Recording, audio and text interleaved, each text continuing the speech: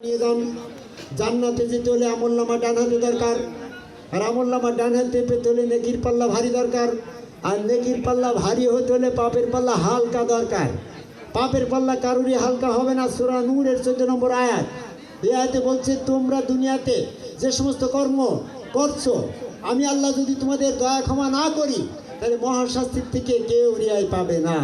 তাহলে পাপের পাল্লা কারুরই হালকা হচ্ছে না, সবারই পাপের পাল্লা ভারী হচ্ছে। তো পাপের পাল্লা হালকা হতে হলে পাপ ক্ষমা হওয়া দরকার। আর আল্লাহ বলছে যারা নবীর অনুসারী হবে তারাই ক্ষমা পাবে। তাহলে আল্লাহ পাকের পাপ ক্ষমা হওয়া দরকার। পাপ ক্ষমা হতে হলে নবীর অনুসারী হওয়া দরকার, আর নবীর অনুসারী হতে হলে ইবলিসের অনুসরণ না করা দরকার। আর ইবলিসের অনুসরণ না করা দরকার হলে আদম কাবায় সেজদা করা দরকার। আর আদম কাবায় সেজদা করা দরকার হলে একজন সম্মুখ রসুলের কাছে বায়াত হওয়া দরকার। তাই যার যার গুরু তার রসুল, সেই রসুলের কাছে যখন আপনি বায়াত গ্রহণ করে আদম কাবায় সেজদা দেবেন, শয়তান থেকে পবিত্র হবেন। শয়তান থেকে মুক্ত হলে আপনি শয়তানের দলে না। দল হচ্ছে বাংলাদেশের দ্বিতীয়, একটা আওয়ামী লীগ, একটা বিএনপি। আপনি আওয়ামী লীগ করেন না তার মানে আপনি বিএনপি করেন। একজন বলছে আমি বিএনপি করি না, আরে বিএনপি করো না তার মানে তুমি আওয়ামী লীগ করো। তা আমি শয়তানের দলে নাই, আমি সেজদা দিয়ে ফেলাইছি, তাহলে আমি কার দলে হয়ে গেলাম? নবীর দলে। আমি এই পরিসরে আরেকটু বলি, ন্যায় এবং অন্যায়। আপনি ন্যায়টা বুঝতে পারছেন না, অন্যায় তো বলেন, অন্যায় বর্জন করেন, তার মানে আপনি ন্যায়ের পথে। সত্য এবং মিথ্যা, আপনি সত্যটা বুঝতে পারছেন না, মিথ্যা তো বোঝেন, মিথ্যা বর্জন করেন, তার মানে আপনি সত্যবাদী। ধর্ম এবং অধর্ম, ধর্মটা বুঝতে পারছেন না, অধর্ম তো বোঝেন, অধর্ম বর্জন করেন, তার মানে আপনি ধার্মিক। তো তদ্রূপ নবীর অনুসারী আর ইবলিসের অনুসারী।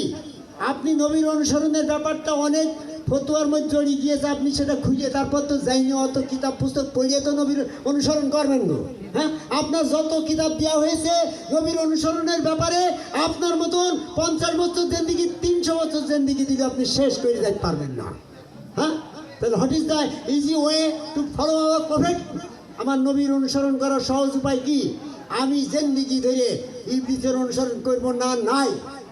তাহলে আমি নবীর অনুসারী হয়ে গেলাম। আমি আওয়ামী লীগ করবো না মানে তো আমি বিএনপি, আমি বিএনপি করবো না মানে আমি আওয়ামী লীগ। কথাটা এরকম না। আমি যদি ইবলিসের অনুসরণ না করি তাহলে আমি অটোমেটিক নবীর অনুসারী। আমি যখন আদম সেজদা করছি তখন আমি ইবলিসের অনুসারী না, আর ইবলিসের অনুসারী যখন না তাহলে আমি নবীর অনুসারী। আর নবীর অনুসারী হলে আমি ক্ষমা পেয়ে গেলাম। ক্ষমা পেয়ে গেলাম আর 13 মণ পাপ আর 1.5 কেজি নেকি। 13 মণ যখন ক্ষমা হয়ে গেল সেদিন, তাহলে পাপের পাল্লা 0 হয়ে গেল না? পাপের পাল্লা যখন 0 হয়ে যাচ্ছে তখন নেকি আমার 1.5 কেজি, 1.5 কেজি তো ভারী হয়ে যাচ্ছে। তাহলে আমলনামা ডান হাতে হয়ে যাচ্ছে না, হাসতে হাসতে জান্নাতে। তাহলে আমি সংক্ষিপ্ত প্রেসক্রিপশনটা আপনাদের সহজ উপায়ের জন্য আমি আবার উচ্চারণ করি। জান্নাতে যেতে হলে আমলনামা ডান হাতে দরকার, আর আমলনামা ডান হাতে পেতে হলে নেকির পাল্লা ভারী দরকার, আর নেকির পাল্লা ভারী হতে হলে পাপের পাল্লা হালকা দরকার। এখানে আরেকটু বলে রাখি, হালকা ভারী বলা রয়েছে, কোনো সংখ্যা গণনার কথা কিন্তু আল্লাহ বলে নাই। আল্লাহ মহাজ্ঞানী সূক্ষ্মদর্শী। যদি কিনে সংখ্যা গণনা করে দিত তাহলে ততটা সংখ্যার নেকি আপনার পূর্ণ না হলে আপনি জান্নাতে যেতে পারছেন না। সেই জন্য আল্লাহ সংখ্যা নির্দিষ্ট করে নাই।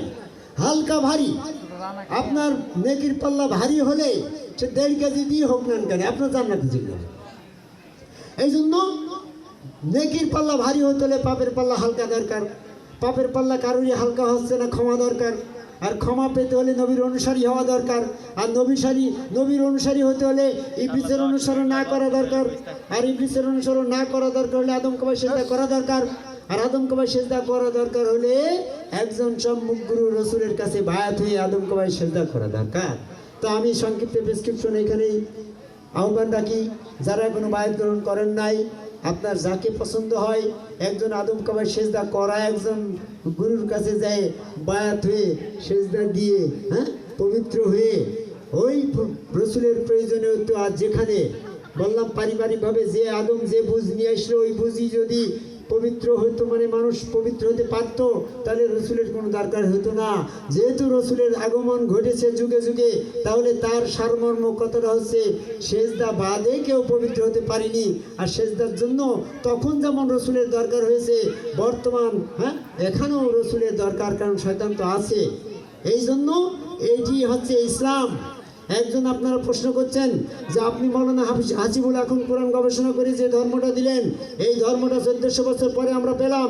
হযরত আলীর সময়, নবী মুহাম্মদ সাল্লাল্লাহু আলাইহি ওয়াসাল্লামের পিরিয়ডে এই ধর্মটা যে এইরকমভাবে ছিল, তার একটা আয়াত আপনি কোরআন থেকে গবেষণা করে আমাদের এই মুহূর্তে দিতে হবে। প্রশ্ন করতে পারেন না, শুনে যান। এই জন্য আমি আরেকটু 5 মিনিট সময় নিচ্ছি। আবু জেহেল হযরত আলীকে বলছে যে বাবা, তোমাদের ধর্মটা কি আমার একটু বোঝাও তো, আমি যদি বুঝি ফেলি তাহলে মানতে তো আমার আপত্তি নাই, আমাকে বোঝার জন্য আমি মানছি না, তাহলে দোষটা তো তোমারই, তুমি আমার একটু বোঝাও না কেন, ধর্মটা তোমাদের কি? আমরা তো জানি সৃষ্টিকর্তা একজন আল্লাহ আছে, তো ফেরেশতা আছে, আমার নাম আর তোমার বাবার নাম আব্দুল্লাহ, এরকমভাবে নাম তো সব আমাদের মুসলমানেরই। আমরা তো পারিবারিকভাবে তো ইসলামী, আমরা তো হিন্দু না। স্রষ্টা একজন আল্লাহ আছে, আমরা তো জানি। তো তোমরা আবার কোন ধর্ম নিয়ে আসলে, সেই তোমাদের ধর্মটা আমাদের একটু বোঝাও তো। কি সাজ্জাদুল আল চিশতি সাহেব কথাটা তো তাই। তখন হযরত আলী তার মিথ্যা বলছে না, তো বলছে আমাদের ধর্মটা সংক্ষেপে আমি যেটা বুঝলাম, আমি এত বুঝি সুঝি না, আমি কম বুঝির মানুষ। আমি যখন নবী মুহাম্মদ সাল্লাল্লাহু আলাইহি ওয়াসাল্লামের হাতে হাত দিলাম, বায়াত হলাম, আমার দৃষ্টিভঙ্গি আসলো আমি আল্লাহর কাছে বায়াত গ্রহণ করছি। ওই হাতে যখন আমি হাত রাখলাম, আমার দৃষ্টিভঙ্গি বুঝ হইলো ওই হাত আমার আল্লাহরই হাত। সূরা আল ফাতির 10। তো বলছে ওর ভিতরে আল্লাহ স্বয়ং গজ গজ করছে, সক্রিয়। সূরা আল ফাতির 17 নম্বর আয়াত। বলছে তুমি নিক্ষেপ করে নাই, তুমি যখন নিক্ষেপ করিলাম আমি আল্লাহই করিলাম, তাহলে তো আল্লাহ সক্রিয়, নাহলে ঢেলা মারছে কেন? তাহলে মুহাম্মদের ভিতরে যে আল্লাহ আছে ওটা স্বয়ং আল্লাহ, সক্রিয় আল্লাহ। আমি সেই আল্লাহর কাছে ওই সুরতে আমি আল্লাহকে সেজদা দিলাম। আমি যখন ওই স্রোতে আল্লাহকে সেজদা দিলাম, শয়তান থেকে মুক্তি পেলাম, পবিত্র হয়ে গেলাম, মস্তিষ্ক আমার ফ্রেশ হয়ে গেল, স্বপ্নে আমি রসুল স্রোতে আল্লাহ দর্শন করলাম। এটি হচ্ছে আমাদের ইসলাম। তখন আবু জেহেল বলছে, তাহলে তোমাদের তো জবর ইসলাম একটা ইসলাম, তোমার আল্লাহ দেখতে মোহাম্মদের মতন